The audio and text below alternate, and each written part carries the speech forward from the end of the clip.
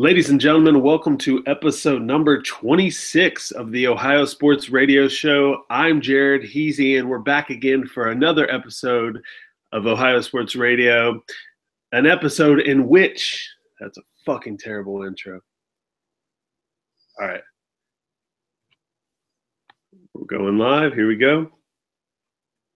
Ladies and gentlemen, welcome to episode number 26 of the Ohio Sports Radio Show, an episode that was drafted by the Boston Red Sox in the 7th round of the 1976 MLB Draft. This episode had a career batting average of .328. It had over 3,000 hits in its career, 118 home runs, and over 1,000 RBIs. This episode also once drank rumored 107 beers in a single day. Can you name this episode, Ian? That'd be Mr. Wade Boggs. God, that intro sounded shitty, didn't it? I thought it was pretty good, that one. I kind of like it. If we say player instead. Okay. All right. Okay, it is Wade Boggs, though. Good shit. Okay, here we go. Ready? Yes, sir. 3, 2. Ladies and gentlemen, welcome to episode number 26 of the Ohio Sports Radio Show. This player was drafted in the 1976 MLB Draft by the Boston Red Sox. This player also averaged over, God damn it. You got it, buddy. Just go through it. All right, 3, 2.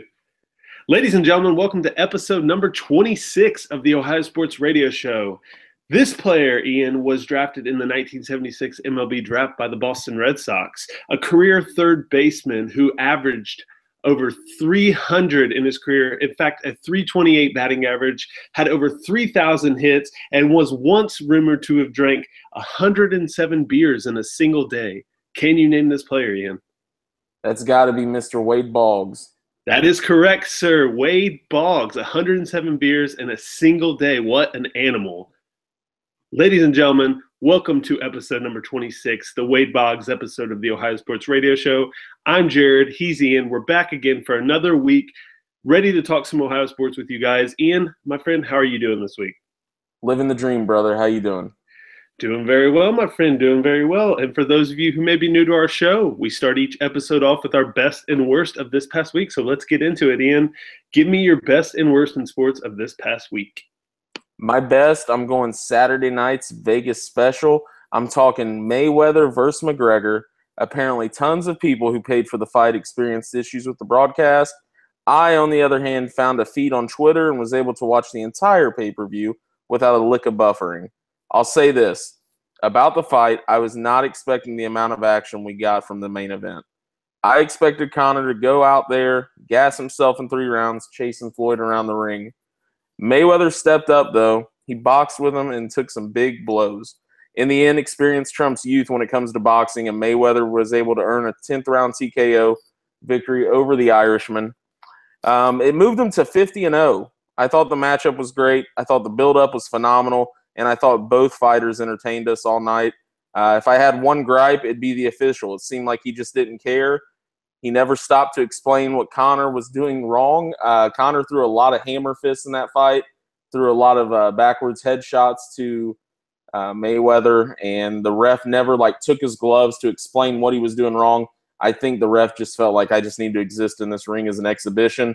And while the fight was an exhibition, I can say it did not seem like an exhibition. Both fighters fared fairly well in that fight. My worst of the week, I know many won't sympathize because of the success the city has had in sports, but the last 72 hours have been absolute hell for the Boston area, if we're talking just strictly sports. Julian Edelman tore his ACL Friday night, and he's done for the year with the Patriots. Now it's looking like what we thought was a done deal in the NBA with Kyrie and Isaiah Thomas, plus others. It may not happen at all with IT's hip issue and all. So that's my best and worst of the sports week, Jared. Speaking of your best, we'll get to that later on in the episode. But yeah, back to the Mayweather-McGregor fight real quick. It's not really Ohio sports related, but man, the build-up for this fight has been phenomenal. Floyd Mayweather finally found someone who's as arrogant and as smart of a promoter as he is. Conor was not out of his comfort zone outside of the ring at all. He came in and they both hyped the fight up so much. We were talking before the show, really. The fight really shouldn't have been this hyped. You have one of the best boxers of all time going up against a guy who's never professionally boxed before, but it was the unknown about the fight. Could McGregor hit him with one punch that, stunned Floyd? He's never really been hit like that. Floyd before the fight led it up with, well, he's got the age on me, he's younger and he does have some heavy hands. I mean, Floyd takes punches. He's one of the best boxers for a reason. He could go 12 rounds in his sleep. So it was a good fight, man. I watched the next day. I fell asleep before 10. I know I'm cool like that, but I watched it for free the next day online, and it was a better fight than I thought it would be. Personally, I thought Floyd would win, but I was happy with the showing McGregor put on, and I was happy with Floyd actually going at McGregor instead of just sitting back defensively like he did against Pacquiao. So great fight, amazing career for Floyd, and I think you'll see, we kind of talked before the show, Ian, I personally believe that you see Conor McGregor step into boxing because you get a taste of $100 million, man, and you go back to the UFC making $2-3 million a fight or whatever. So I just think his career is in boxing. He's a self-promoter. He's one of the best out there, and his brand has never been hotter. So everything to lose for boxing in that fight, really nothing for the MMA to lose. You have your best fighter on the map, and I mean, I guess they have Conor McGregor to lose. But yeah, anyways, this kind of segues into my worst of the week. Going back to the UFC, Jon Bones Jones getting testing positive for steroids, the kid has all the talent in the world, and he continuously fucks up. Unbelievable. Ian, I know you're a huge UFC guy. What is the loss of Jon Bones Jones to the UFC? I mean, he's one of the best skill fighters out there, without a doubt. Especially with what you talked about with your best, Jared. You believe that Conor may go to the boxing world. If we lose Conor in the MMA world to boxing, there are a lot of talented fighters in the UFC, but pound for pound, Jon Bones Jones is probably the best fighter the UFC has to offer, and he's probably one of the best, if not the best, all time. The guy's only loss in his career is by disqualification. No one's ever knocked him out. He is absolutely phenomenal, and he is just flawless inside that octagon. The only problem is what he does outside the octagon. This guy continuously messes up, fucks up, does everything wrong that he shouldn't be doing, and it's so sad to see that much talent continuously to mess up, or to continue to mess up. I know they're talking about a super fight in the works between him and Brock Lesnar. I mean, that's just to bring more and more to the UFC fold. But if Jon Bones Jones doesn't figure this thing out, if he doesn't figure out how to be responsible, if he doesn't take accountability for his actions, I mean, the UFC is going to be hurting. He's one of the best and brightest stars they have to offer, and it's an absolute shame across the board. It really sucks for Daniel Cormier. Cormier has lost 2 fights in his professional career, both to Jon Bones Jones. And after both fights, Bones has tested positive for either steroids or drugs. So it's kind of a shame for Cormier as well. But come on, Bones, you got to get this stuff together, man. You got a lot of people to support you. We can't go without you in this sport, or this sport's doomed. Exactly, and like I was mentioning, I foresee Conor moving to boxing. So when you have that megastar leave, and then you have a guy who's so good and so bright in Jon Bones Jones fucking up continuously, it's not a good look for the sport. It's not good. Speaking of the possible Lesnar-Jones fight, I think they should both be on steroids. I think we should both see them on steroids. I mean, Lesnar is clearly on steroids, but I mean, I want steroid updates each week. Like, yeah, I took this many steroids. He took this many steroids. I want updates. I want full roided out idiots just going head to toe in the octagon. Lesnar, Jon Bones Jones, you just made yourself $1 billion, Dana White. You can have that free advertising right there. It's funny you mentioned that. Because everybody talked about, after Bones called out Lesnar after this last fight, they said, well, when can we get this match going? Could we get it in November, on that November card? That November card, UFC 217, is going to be huge. that's where we're going to see George St. Pierre return to the UFC.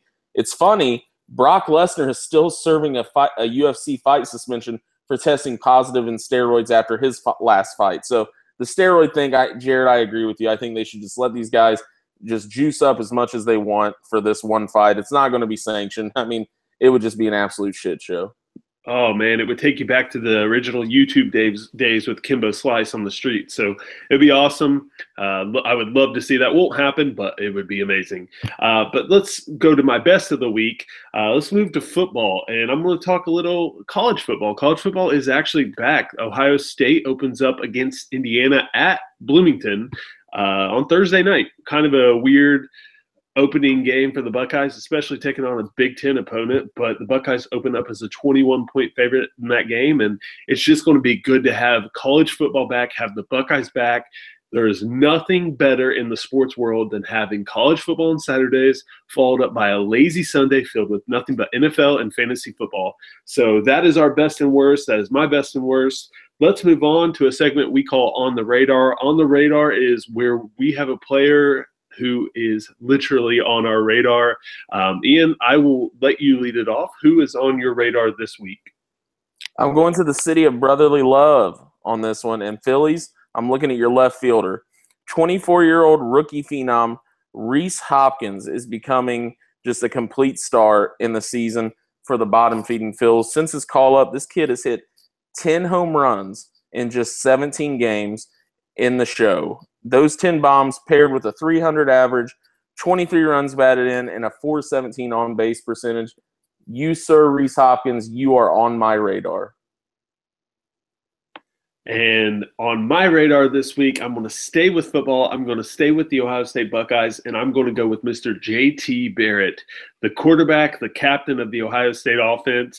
And the reason he is on my radar is because for the Heisman watch this year, you're going to hear all kinds of names. You're going to definitely hear Sam Darnold. You're going to hear Baker Mayfield. You're going to hear Lamar Jackson. One name that I think is a dark horse for the Heisman, Mr. J.T. Barrett. He's a senior. He has experience. He has a very good offense on the field with him this year.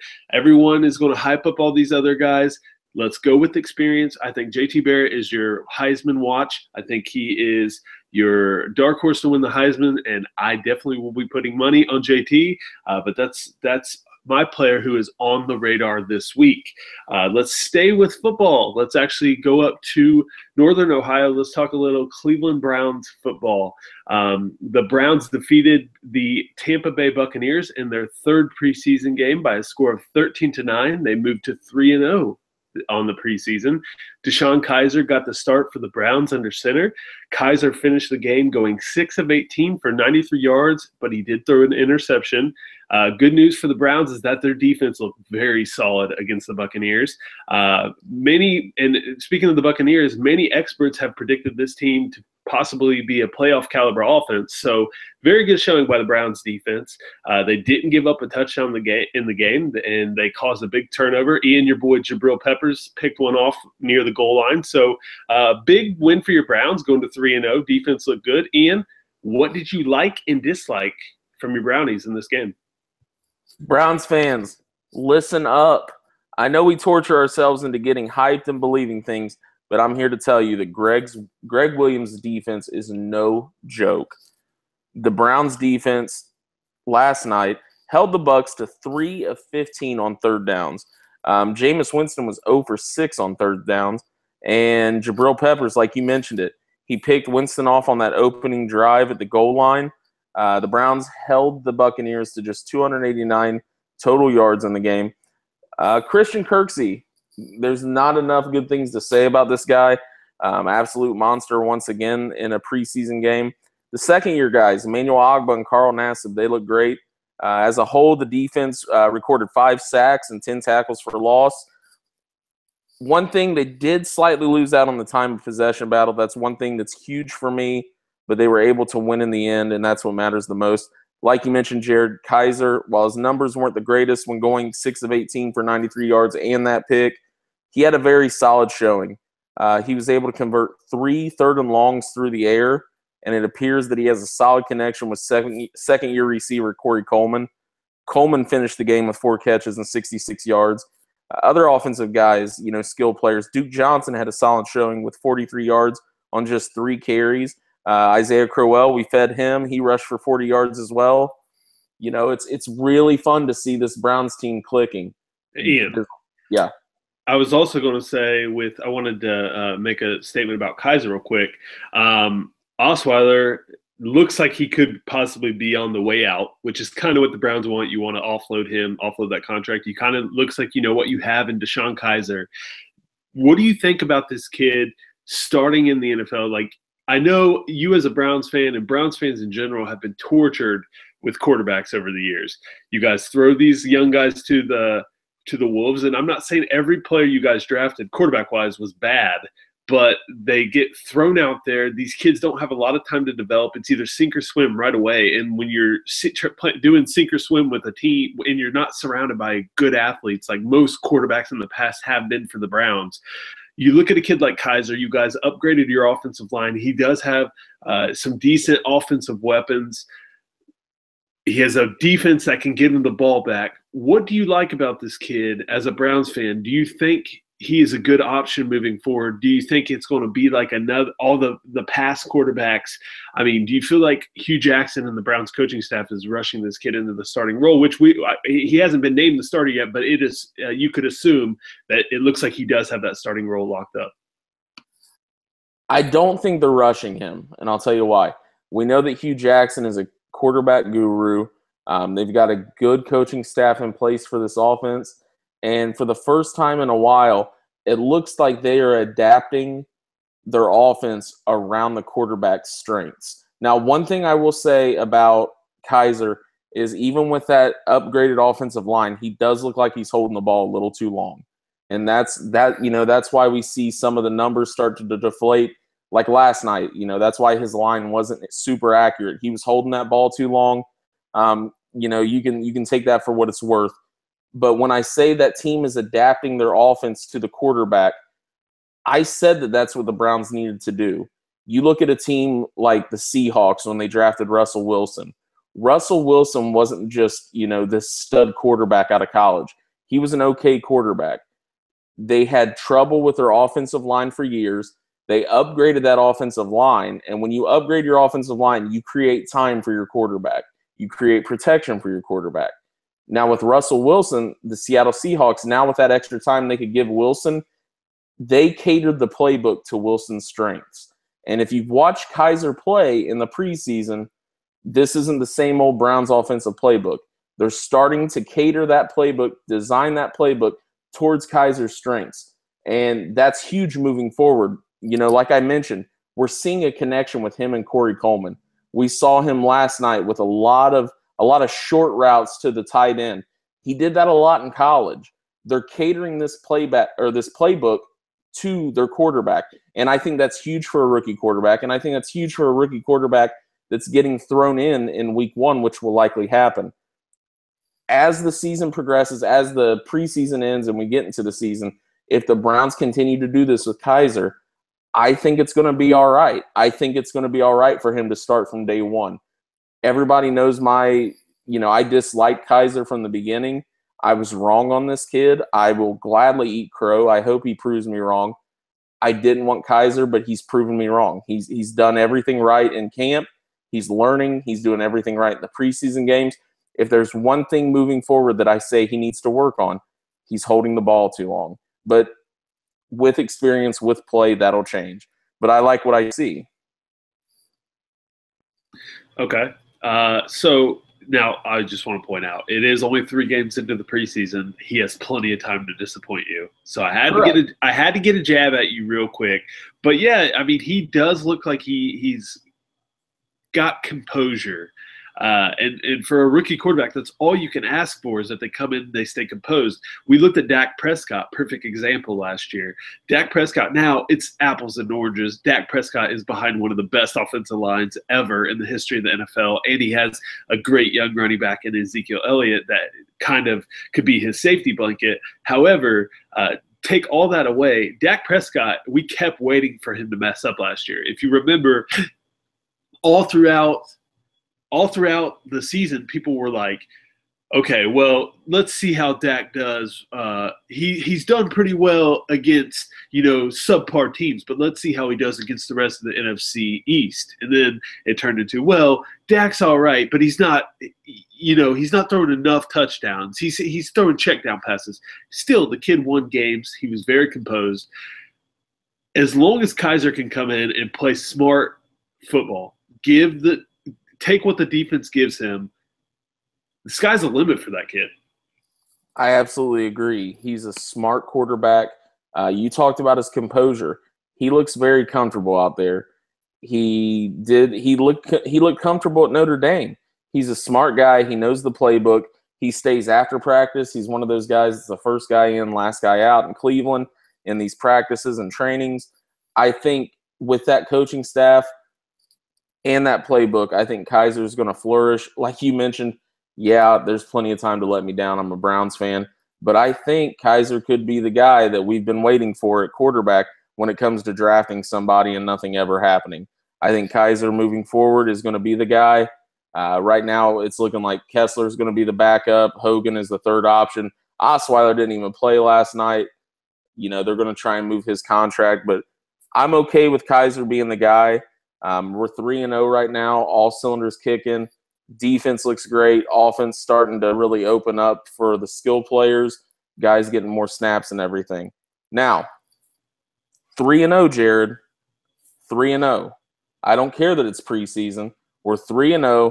That Lombardi trophy is getting shinier and shinier. I'm ready to accept it in Cleveland. Okay? Now, we're recording this episode on Sunday afternoon. The Bengals play at 4 today. Jared, what are you looking for in the Bengals' third preseason game today? Oh Lord.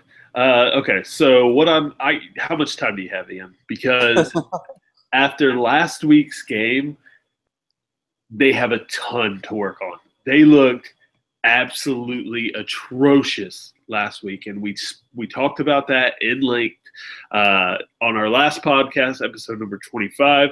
This week, they take on the Washington Redskins. I don't care if they win or lose. It's preseason. Unlike you, Ian, I don't care if they win or lose preseason.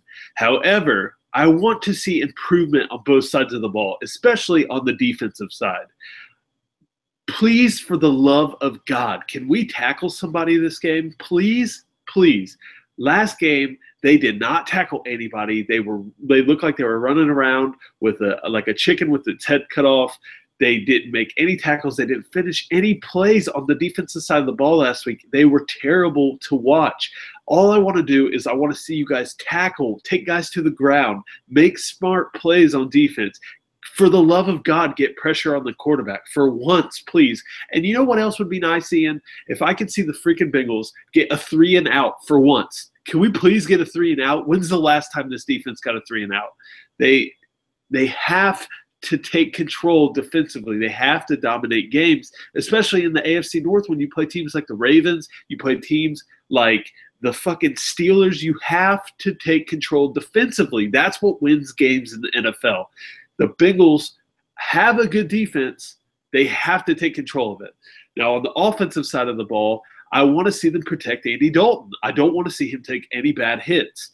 He took a couple shots last week, and I was not happy with it. The offensive line, the success of this team hinges on how good this offensive line is. They're not that good on paper, but we're hoping that they can gel together and maybe give Andy enough time to get rid of the ball, create some holes. That's another thing. Last week, there were no holes for our running backs to run. I want to see what Joe Mixon can do. Everyone wants to see what Joe Mixon can do. Open up some holes. Let the kid run. Let Joe Mixon run. Please open up holes for this offense. Protect our quarterback. That's all we want. That's your job. Protect the quarterback. Do not let him take cheap shots in a fucking preseason game. Next, we're seeing all these injuries in preseason. You see Spencer Ware from the Chiefs. He's maybe out for the year. Julian Edelman from the Patriots is out for the year.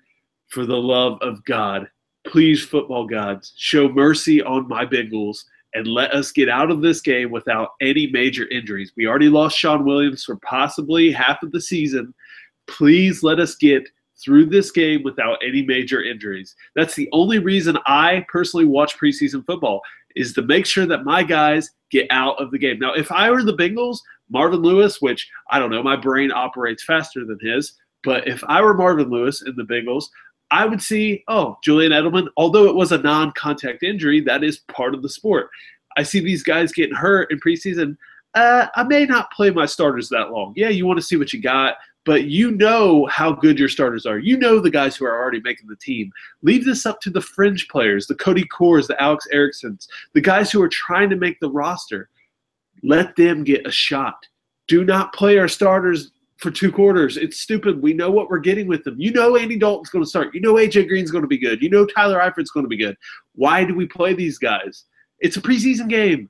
The guys don't want to play in these. Preseason's stupid. It should be and I guarantee you, speaking of, with all these injuries we're seeing, all it takes is a superstar player to get hurt, and we'll see a rule change.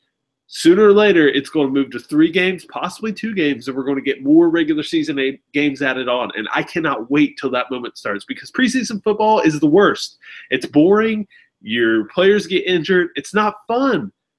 Please, sports gods, show mercy on the Bengals and let us get through this game. I don't care if we win or lose. We could get blown out 80-0. I don't care. Let us get through it without any injuries. That's all I ask for, Ian. An interesting point that you bring up, Jared, about the rule change, and maybe we see a decrease in these games. Texans head coach Bill O'Brien was on with Mike and Mike this week, and he was talking about the importance of these teams going to, what is it, like where two of the teams meet up for a practice and they practice together, like an inter-squad practice. Yeah, you can do like a simulated game. Exactly. Right. And the Texans have been practicing with the Patriots, and they asked him, they said, well, would you like to see a decrease in the amount of preseason games you play and maybe some extra time to practice with a different team? And he said, absolutely. He said, I want 2 preseason games, and then I want inter-squad practices with 2 other NFL teams. Just that, he said, that does more than these preseason games, and injuries are, the risk of injuries are significantly decreased if they do these practices with other teams. Is that something that you would agree with? Would you like to see something like that moving forward? I think I wrote a blog about this, like on our original Ohio Sports Radio page, our website that we started years ago.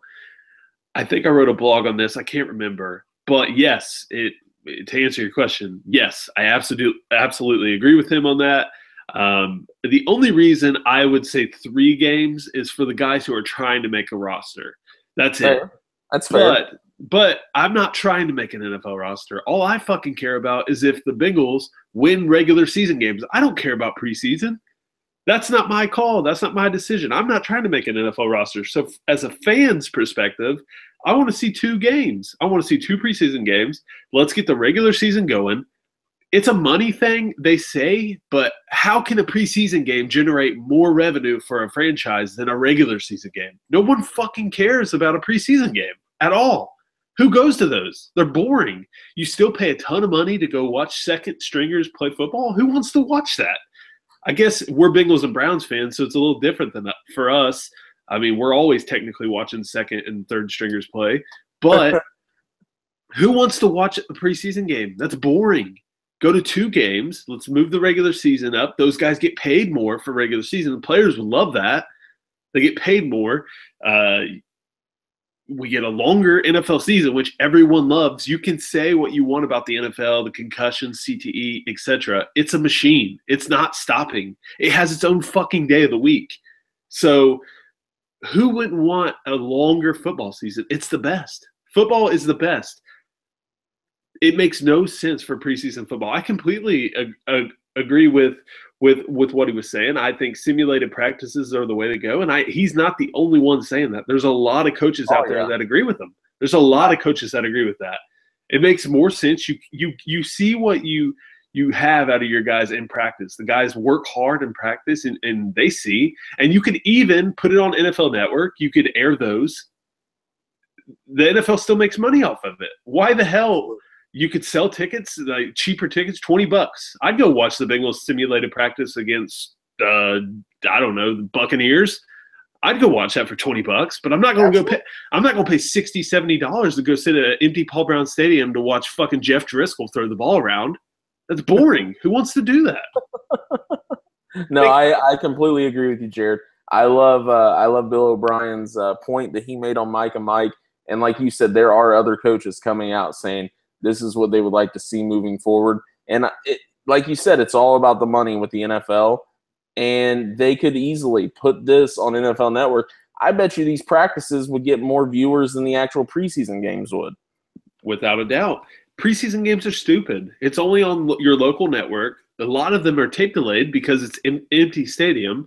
It's boring. Who wants to watch that? And like I was saying, my point when I said all it takes is a superstar, I don't know if Julian Edelman is actually a superstar that platform yet to get the rule change. But say Tom Brady's knee gets taken out. He tears his ACL. He's out for the year.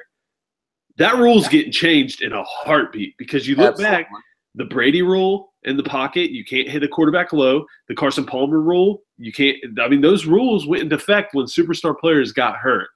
So all it takes is if the NFL ever sees their product getting where it weakens their product, preseason right now weakens the NFL's product, in my opinion. I could definitely foresee this change coming. It doesn't make sense. The players want more money. Here's their chance to get more money. They're going to go into they have a collective bargaining agreement coming up that they have to agree upon. They're going to want guaranteed money.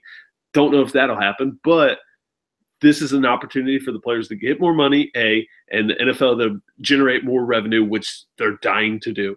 So I don't see why you wouldn't do this.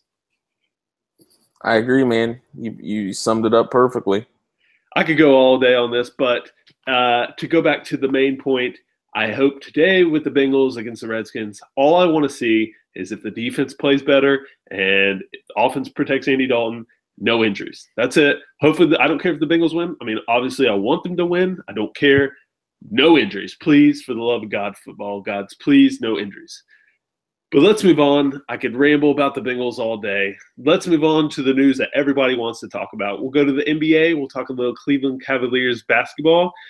So the offseason, we talked about how crazy it's been for the Cavs. It got even crazier, like Ian mentioned earlier in his best and worst of the week. Got even crazier for the Cavs this past Tuesday when they pulled off a mega trade, or what seems like a mega trade, with their Eastern Conference counterpart, the Boston Celtics. Cleveland would end up sending want-away superstar Kyrie Irving to Boston in exchange for point guard Isaiah Thomas, Jay Crowder, Ante Zizic, and a 2018 first-round pick, their Brooklyn pick, which is a coveted pick. That deal seemed to go through. Everyone was happy. Everything looked good for both sides. When everyone thought the trade drama was over, ESPN's Adrian Wojnarowski tweeted out that the Cavs were not happy with the way Isaiah Thomas's medical went. They have major concerns about Thomas's hip, which we actually mentioned, Ian. Danny Ainge had concerns going into the offseason. He didn't think that Thomas would be back in time for camp. He thought he was going to miss time. So the Cavs did the medical. Actually, it was reported that Thomas flew back to Boston, so that's not a good sign. Wojnarowski also said that the Cavs plan to seek further compensation before finalizing Irving's trade to Boston. The Cavs either want more draft picks or possibly Jason Tatum, which we clearly know is not happening because the Celtics, they covet Tatum. He's their guy going forward in the future. So, Ian, let's just say this trade goes through as originally planned. What do you think of the trade, one? And two, who do you think won the trade? Get ready, because I got a lot to say about this. Here we go.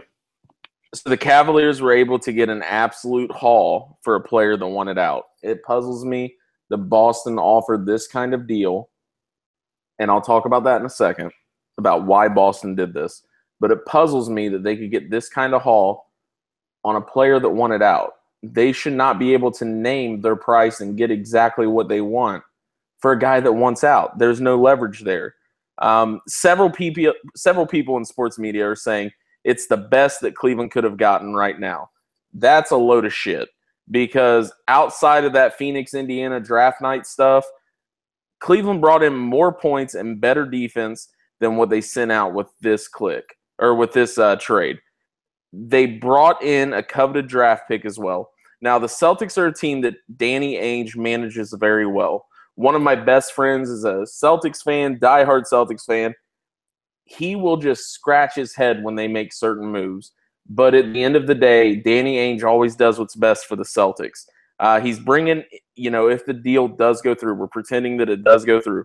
He's bringing in Kyrie, who is a superstar, to play aside Marcus Smart, Gordon Hayward, Marcus Morris, Al Horford, and a ginormous supporting cast that includes potential rookie superstar Jason Tatum. It's a fun, sleek, young team. I hate to use the word dump, but you know what I mean when I say this.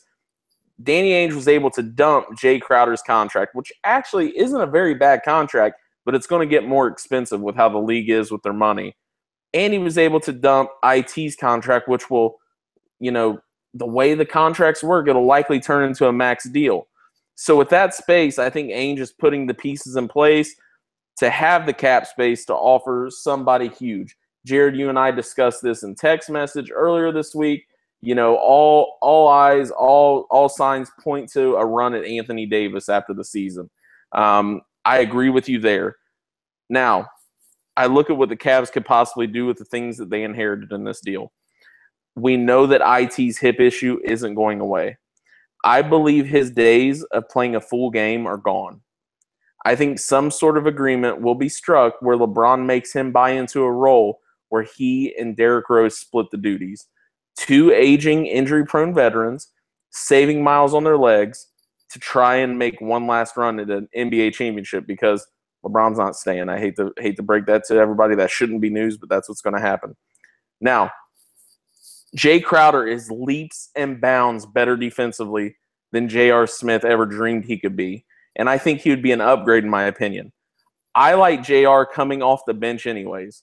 So I'd say move Crowder to the starting lineup, J.R. Smith off the bench, and then I think the Cavs should think about flipping their 4 and 5. Tristan Thompson and his awful contract back to the 4, and you move Love to the 5 so he can hang and bang down low. We talked about we want fat Kevin Love to come back. We want the center Kevin Love to come back.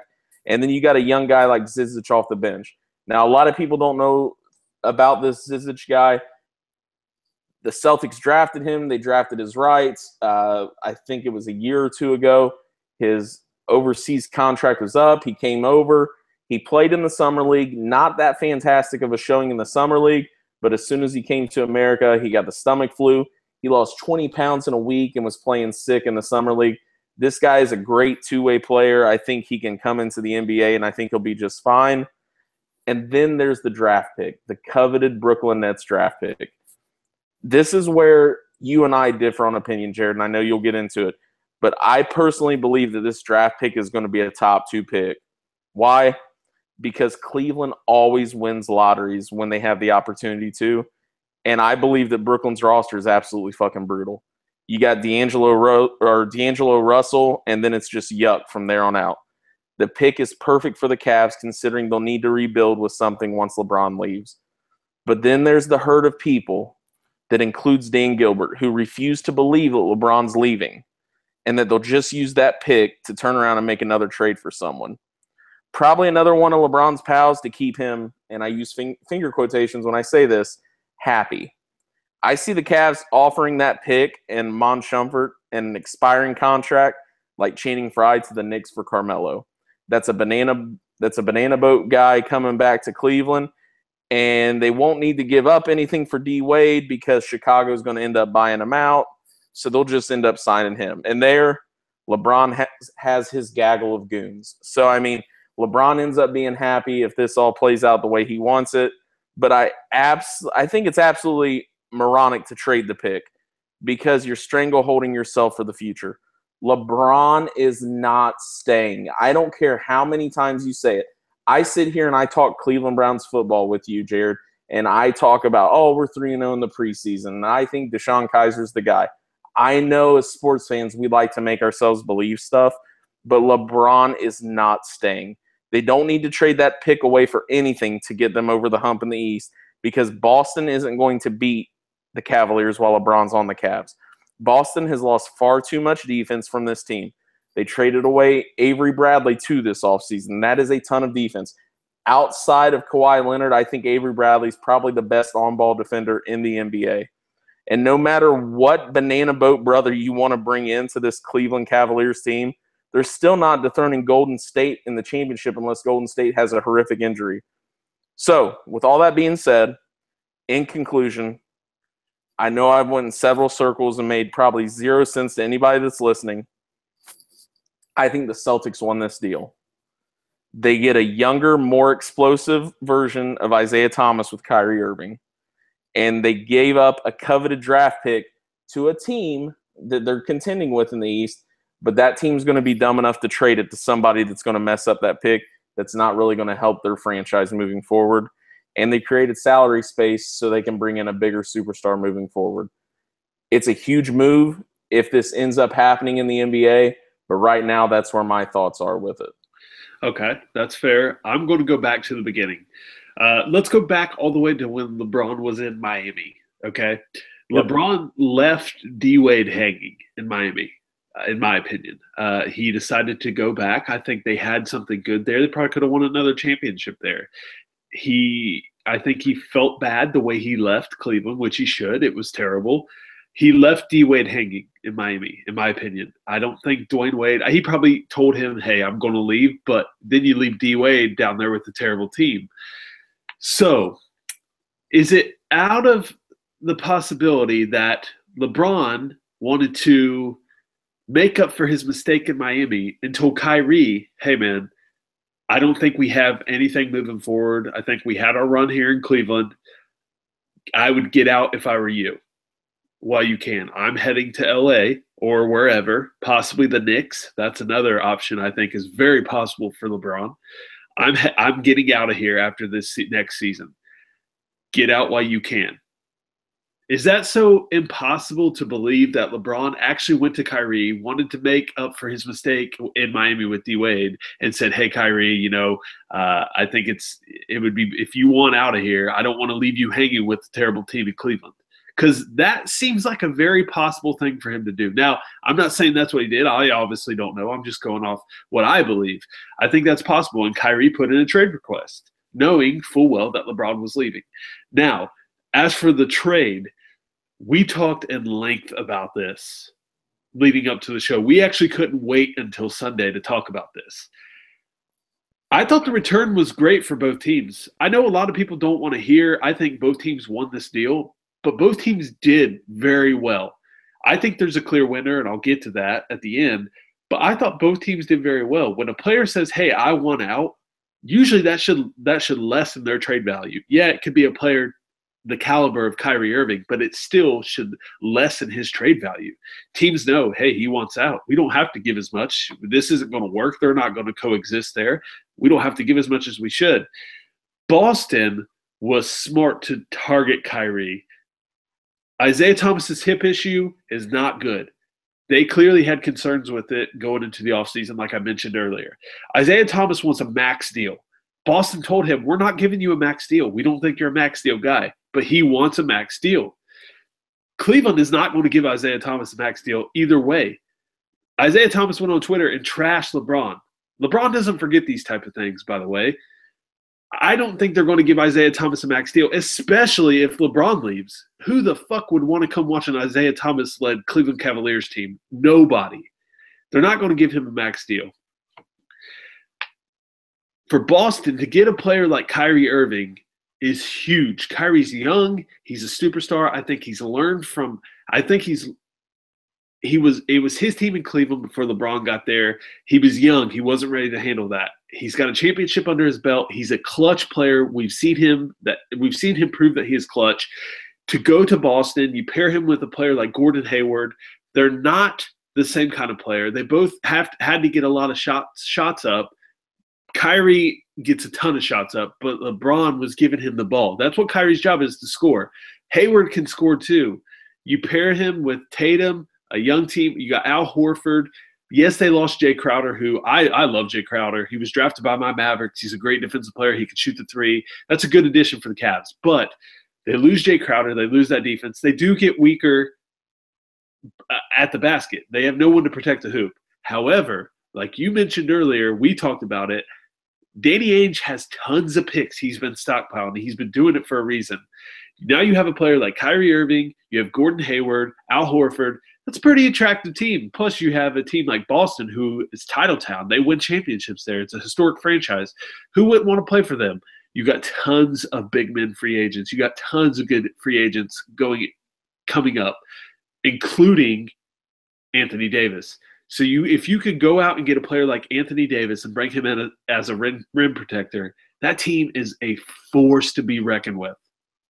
And Boston, Danny Ainge, I feel like everything he does is so calculated. I don't think at first I thought, wow, giving up this Brooklyn Nets pick, I feel like that's a bad move, but I don't really think it is. Ian, you seem to think that they're going to be one of the worst two teams in the league. I don't. Let's say that they finished the 7th worst record in the league. That's a bad deal for the Cavs. To get a 7th pick instead of a 1 or 2, that's a terrible deal for the Cavs. You're not really getting much in return. I think the Nets are going to be better than what people are giving them credit for. If that pick is anything outside of a top 4 pick, it's a bad move for the Cavs. It really is, because I don't think Isaiah Thomas stays in Cleveland. I don't think defensively, him and Kyrie, you're not really giving up much. Neither of them play defense that well, but Kyrie is much younger and he's a much better player, in my opinion. Yeah, Isaiah put up a ton of points, but Kyrie is a much better player. And like you said, you don't even think he can play a full game anymore. So I don't see how Cleveland fans can sit here and think that you're giving up a player like Kyrie for Isaiah Thomas. I mean, that's not a better trade. Boston clearly won this trade, in my opinion. They're setting themselves up for the future. Danny Ainge is banking on the fact that LeBron is leaving Cleveland. And if LeBron does leave Cleveland, they're fucked. They're fucked. And the only way you can get LeBron to stay there is if he can parlay that pick. And you said he'd be stupid for them to trade that pick. I think LeBron is already shopping that pick, Ian. Because if LeBron can go out there and shop that pick for another vet, which is what he's shown that he wants, Andrew Wiggins. They traded Andrew Wiggins. They didn't let him develop there to go get his boy Kevin Love. He wants to win now. LeBron doesn't have time to wait. He doesn't have time to wait on a kid who Marvin Bagley or somebody who may or may not be good in the NBA. We don't know. He wants to win now. So I bet LeBron's already shopping this pick. Absolutely. I've got no question that LeBron's already shopping this pick. The reason I say that I think it's a bad idea that they shop this pick is because I think it's going to end up being a top 2 pick. And no matter what you get back from that LeBron trade, LeBron's still leaving. I don't care if they're able to turn that pick into a superstar that wins them another championship. LeBron is not staying in Cleveland. He's done. I think the smart move would be to keep that draft pick, to draft somebody, to start building that future for life after LeBron. Now, one thing that you started to say about the fans, I wanted to get into something about the fans real quick. You and I were discussing, I think we were discussing football, or we were talking about Ohio State football before the show, and I was talking about the way some of the fans act that just absolutely disgust me. I understand fandom. I understand that you want your players to do the best they can. I understand that there's guys that rub you the wrong way. Cleveland is the ugly ex-girlfriend that LeBron cheats on. That's how we've always been. LeBron left us for Miami. He came back. It felt all good. Now he's starting to flirt a little more. He's gonna leave town again for the more attractive space. But the fans, it irks me. Both sides, Boston and Cleveland. I'm gonna get to both of them. But first, for people to be burning Isaiah Thomas's jersey, this guy got traded. He didn't say, I want to be traded. He didn't say, like, hey, I hate this city. I want out. There's people outside in the streets burning Isaiah Thomas jerseys. This guy was an absolute flat-out stud for you. He was a superstar. He was fun to watch. He came out the day after his sister was murdered and put up a great playoff performance for you. Why are you burning his jersey? And then you've got the Cleveland fans who are just like, well, Kyrie, you want out. See you later. Goodbye. Jared, you talked about maybe LeBron's making amends. Like he left D-Wade out to dry. In Miami, maybe he went to Kyrie and said, hey, I'm leaving town. You might want to get out while you can. You might want to request a trade. Now, if that's the case, LeBron's never going to come out and say, hey, I'm staying, hey, I'm leaving. He's not going to let somebody else, know his future until he does. LeBron's the only person. He keeps that to himself. But LeBron's not going to let himself look bad in the public eye. So, yeah, it did kind of make Kyrie look bad requesting a trade because everybody thinks, it's all rainbows and butterflies in Cleveland. I want people to understand something. LeBron on the court is the most unselfish superstar we've ever seen. This guy gets triple doubles. He had more assists than the point guard. He is the most unselfish superstar on the court we've seen. However, you cannot sit there and tell me that just good riddance Kyrie. Without Kyrie Irving, LeBron does not get that championship in Cleveland. Kyrie Irving is just as important to that championship coming to Cleveland as LeBron was. I know LeBron's a superstar, but don't sit there and tell me, good riddance Kyrie, we're better off without him. You're not. Without Kyrie, you don't beat the Warriors 2 years ago. I agree. I think Kyrie is top 5 point guards in the league. He's a great scorer. It's a bad loss for the Cavs. I don't think Isaiah Thomas is a better player than he is. You're giving up height. You're giving up age. I just don't think he's a better player. And Danny Ainge said that he fully expects that they can get Kyrie Irving to re-sign in Boston. Now, say that they can't get him to re-sign. That's a bad deal for the Celtics, obviously. But I think he will. I think he'll re-sign there, and I think they're going to go out with those draft picks, and I think they're going to make a move at a player like Anthony Davis. And if they bring him in, which I wouldn't blame Anthony Davis for wanting to get the hell out of New Orleans. But if they bring him in, that team can compete with Golden State. That is a loaded basketball team. Absolutely. And I wouldn't put it past them. Danny Ainge is very smart, very calculated. I think the Celtics clearly won this trade. Personally, I do. I think they clearly won the trade. Now, that's saying that the trade does go through. It looks like it may not. The teams, if this trade could still become void. Now, if it becomes void, the Celtics have to start back from beginning, and they have to find another point guard. They clearly want to get rid of Thomas. They clearly don't want to give him the money. And I don't blame him. He's not worth a max contract. Nope. So in that long-winded lecture from Ian and I, it looks like we both agree that the Boston Celtics won this deal. Absolutely. Yep. So moving on, let's go to what's good, Ian. So this is a segment where we tell you guys what's going on in our lives, what's good, something that doesn't necessarily have to be sports related. Ian, what is good with you, my friend? Well, we talked Boston in the NBA drama. I mentioned Boston in my worst of the week. I'm going to leave this as a Boston theme for what's good. While the city of Boston lost Julian Edelman this season, I too lost him in one of my pay leagues for fantasy. But have no fear, your boy was able to snag Chris Hogan almost immediately. I flipped over to that game Friday when Edelman went down. Chris Hogan just absolutely went off. I think Chris Hogan's going to replace Julian Edelman in that lineup. I don't think he's going to get he's not going to put up the kind of numbers that Edelman does, but I think Chris Hogan, I know I don't want to brag, but I think that was an excellent pickup by me. I think Hogan's going to have huge numbers this year on that loaded Patriots team. So what's good with me? I lost Edelman, but I got Chris Hogan.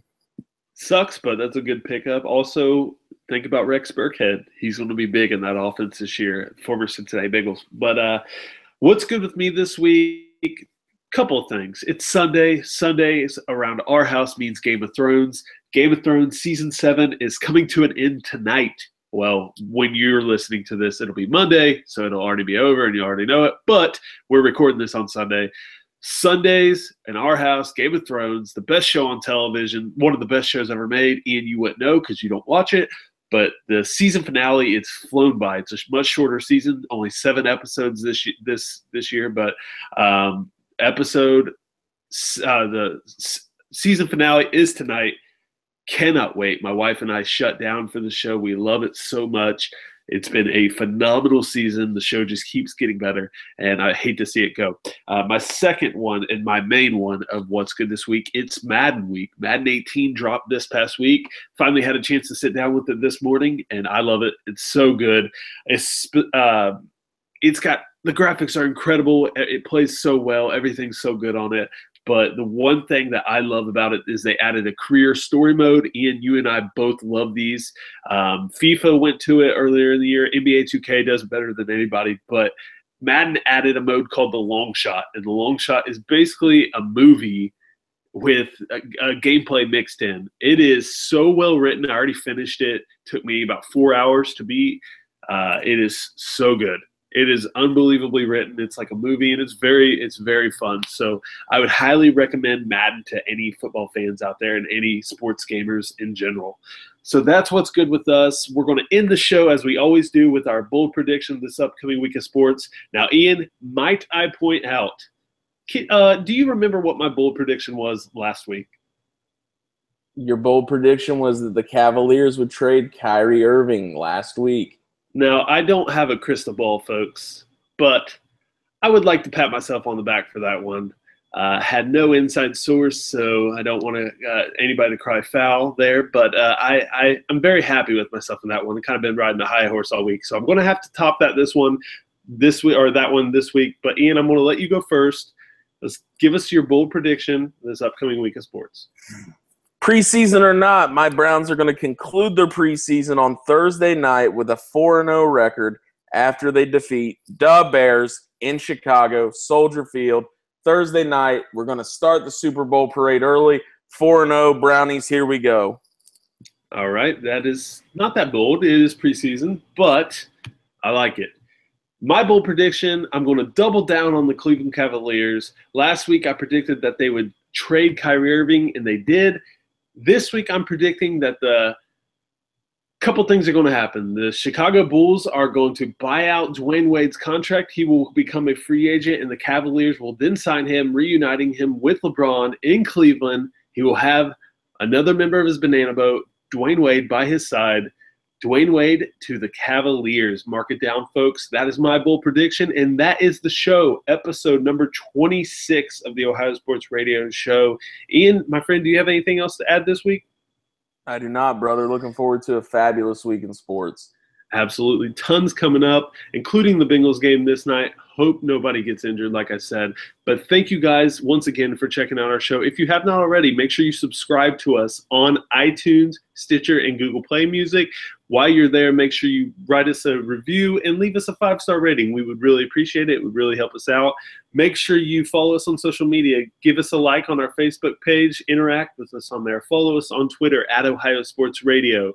Make sure you check out our website, ohsportsradio.com. If you have an interest in writing for us, click on the contact page there. You can find out all the information there. And that will do it for this week's episode number 26 of the Ohio Sports Radio Show. We will see you guys again on the other side for episode number 27 of the Ohio Sports Radio Show. And Ian, my friend, Who Day, Ian.